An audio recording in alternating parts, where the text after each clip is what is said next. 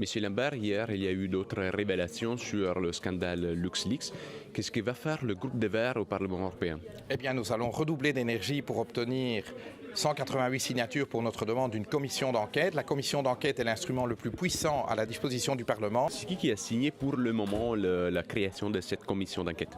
Alors, c'est une initiative des Verts et de la gauche unitaire européenne. Donc on a 102 députés a priori qui ont soutenu ça. Mais nous avons été rejoints par des députés socialistes, par quelques députés libéraux, par bientôt sans doute les députés de Cinque Stelle. Ils nous ont signifié hier qu'ils avaient l'intention de signer. Et donc j'attends leur signature si ce n'est pas déjà fait. M. Pittel a dit que cette commission ne sert à rien parce qu'il lui faudra au moins 2 ans pour avoir des résultats. Mais je pense que Pitella se trompe. Il faut d'abord créer l'énergie politique pour y arriver. Il faut créer la pression, il faut mettre la pression dans le système.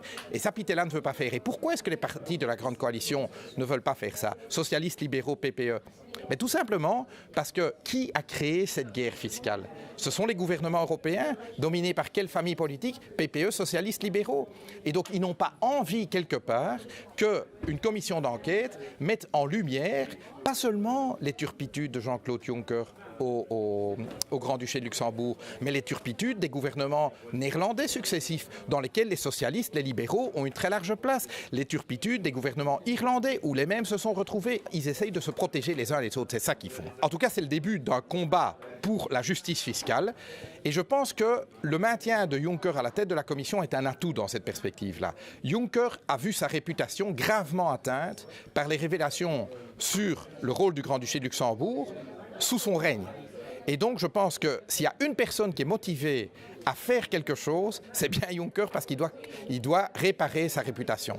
Mais donc vous voulez qu'il résigne ou qu'il... Non, surtout pas. Je veux qu'il reste en place et qu'il corrige les choses, qu'il répare ce que lui et les autres chefs d'État et de gouvernement européens et leur ministre des Finances ont fait en déclenchant cette guerre fiscale.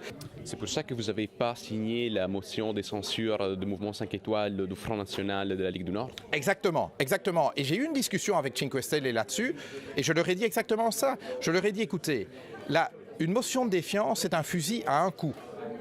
Vous allez tirer votre coup et Juncker restera en place. Alors vous allez avoir 2 minutes de gloire dans les médias à ce moment-là et puis ce sera fini. Par contre, si on maintient Juncker en place et si on le met sous pression, s'il y a des progrès sur le front de la lutte contre la fraude et l'évasion fiscale, vous, Cinque Stelle, nous les Verts, pourrons mettre ces succès à notre compte parce que c'est sous notre pression que les choses auront avancé.